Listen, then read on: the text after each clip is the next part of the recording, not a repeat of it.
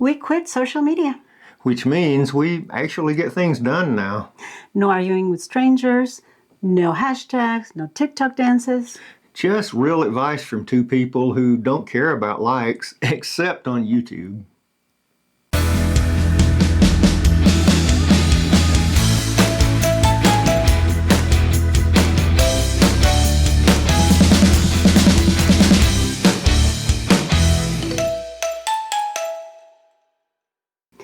Welcome to Half Right. Today we're explaining why we quit social media. And yes, the irony isn't lost on us. Here we are on YouTube.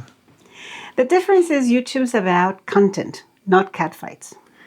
And our sanity's worth more to us than Zuckerberg's stock price.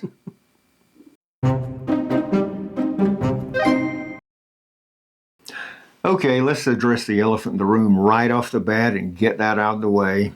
Are we being hypocritical? Yeah, but before we get into that, some folks have asked, aren't you afraid that if you don't use social media, you won't be able to promote your channel?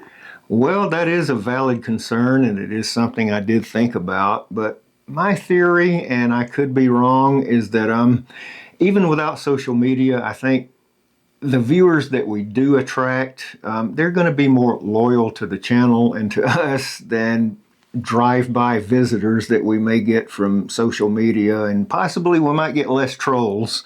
So that's my theory. I might be wrong. Remains to be seen. Okay, but let's go back to the original question. Are we being a little hypocritical? Well, my theory, once again, and I could be wrong, is no. Because I think there are significant differences between YouTube and other social media. Well, that's true. So I think that YouTube, in contrast with other social media platforms, is more content driven, right? Instead of drama driven. I think I agree with that. And YouTube, it's like, yeah, let's be honest, YouTube also has an algorithm. You can go down into the rabbit hole with YouTube as well as with other social media. But the difference is, in my opinion, is that it's different rabbit holes.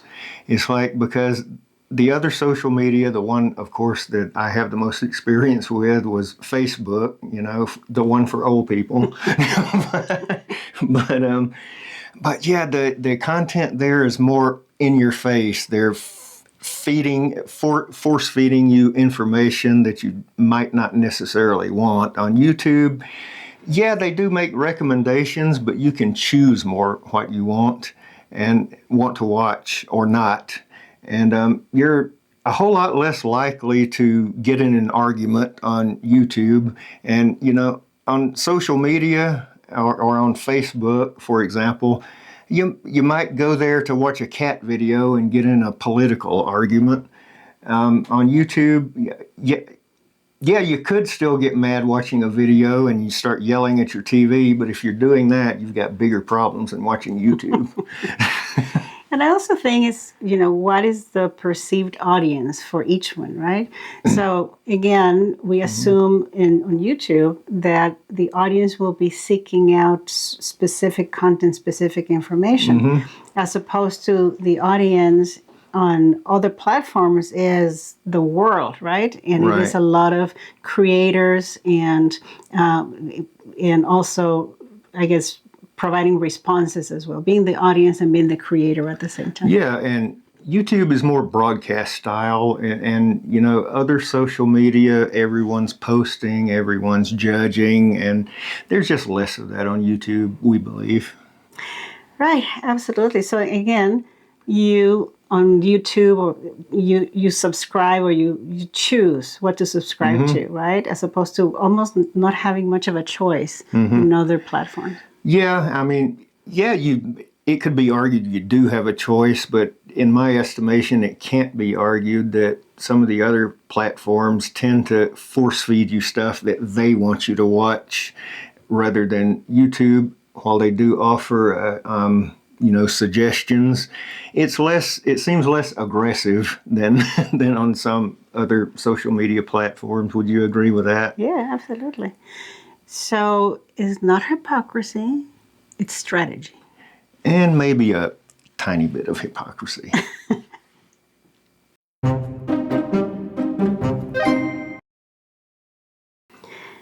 Now, if you love social media, we're not trying to convince you to leave it behind. We're just telling you why we decided to get off social media. What are some of the reasons? Let's maybe talk about that. Why did we do that? Well, the first and most obvious one to me was it's just a time drain. All the endless scrolling. And once again, to be fair, you can do that on YouTube, but it's just, once again, for my money, it's a much less toxic environment. But it's just a time drain, and we get off social media, we're actually getting things done now. Mm-hmm. Well, let me go back to toxic environment, because that's true. Other platforms, you all of a sudden get involved in political issues or reactions, or, it just gets a little bit complicated, right? Yeah, and it's like, I don't want arguments, and I don't need strangers debating my taste in shirts. Thank you very much. So years ago, you may remember, a high school friend found me on social media, and all of a sudden, everybody found me, right? Like it's a little chain reaction. I remember that. And it got to a point where you were spending half your time, wishing somebody a happy birthday, or and unfortunately, even within your friends, you have people who have a certain belief system, others have a different one, and all of a sudden, you're part of this, really, literally argument. Yeah, and I had a similar experience when I reconnected, like with some of my old Navy buddies. It's like back in the day, nobody cared about politics, and now some of us have different opinions there. And so suddenly, when you get on social media like we did and start reconnecting from people from your distant past, it becomes obvious why you haven't contacted these people in 30 years. That's true. But what about, exposing yourself? I mean, becoming vulnerable, right, in some of these platforms. Oh, well, that's a very big concern. Privacy and scam vulnerability, especially for older people, 60 plus like we are. And, we become prime targets of scammers, because a lot of scammers assume just because, older people are just necessarily less technologically savvy. And in some cases that's true, but yeah, you just have to be super careful. That's another downfall of social media, especially for older folks. Yeah, and you have to take care of your mental health, right? It is so easy to compare your life to, some postings that show the perfect vacation, the perfect outfit, the perfect dinner. Yes, that's an excellent point. I'm glad you brought it up, because social media is a lie. Basically, people are showing you the best parts of their life only. They're showing you their wonderful vacations, their wonderful meals at expensive restaurants. It's like, it's as if they never have any, they're never constipated or anything. It must be nice. So they never have a bad hair day. Some people like me have a bad hair life. But anyway, and going back, there's ageism is a real thing on social media. I remember once, remember back a few years ago, I used to do Uber on the weekends, and I remember like a 15-year-old kid was in there, and we were talking about Facebook. He's like, "Oh, Facebook is for old people." Well, there was some veracity to the little urchin's cheap shot, but but ageism on social media is also a real thing, because if you go on a platform like TikTok, somebody my age, if you've got any opinion on anything other than arthritis cream or erectile dysfunction pills, you're just met with a plethora of, "Okay, boomer." But so anything else, any other thing? Well, The more time you spend on social media, the less time you spend in real life with family, friends, even pets, right? So there is that loss of connection.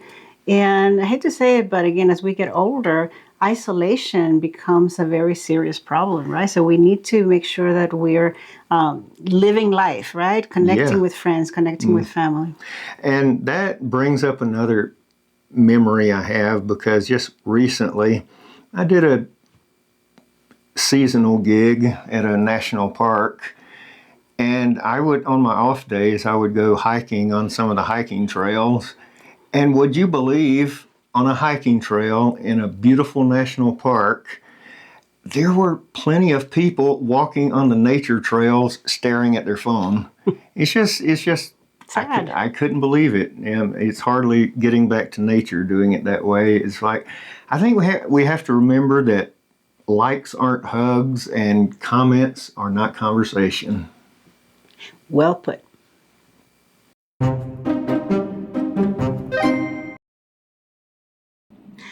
So to recap, what has been the upside of quitting social media?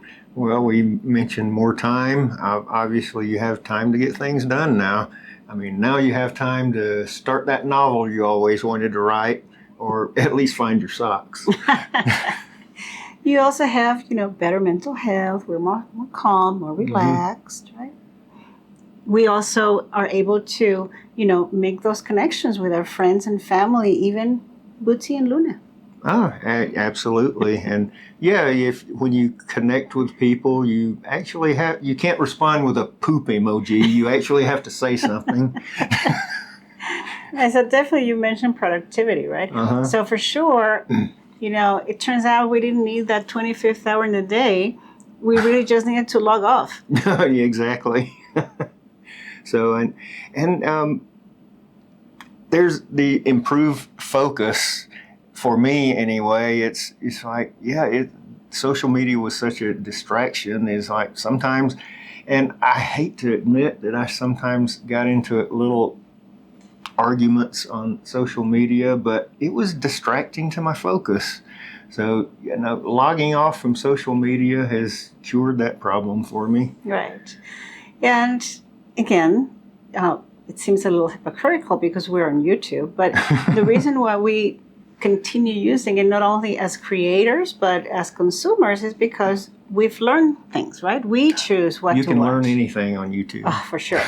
So for example, at this age, very close to retirement, it turns out I've been watching a number of videos, right, on strategies and learning really about what are the best time and how to do it. And you have been using it as well. Absolutely. I mean, well, this is a good example. I sought out a lot of YouTube tutorials on how to start a channel. I mean, I went through a lot. And we should say that with those kind of videos and any kind of video on YouTube, you have to separate the wheat from the chaff, because not all content is created equally. Very true. Very true. And I think we especially have to be careful with medical advice you get on YouTube.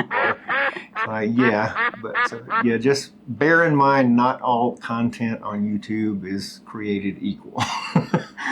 That's right.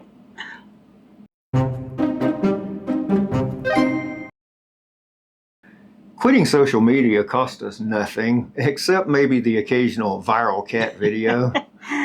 But now we have sanity, focus, and the ability to finish a sentence. Real conversations over likes and real laughs over emojis. And Bootsy still judges us better than any algorithm ever could. Don't forget to like and subscribe. Do it now and thank me later.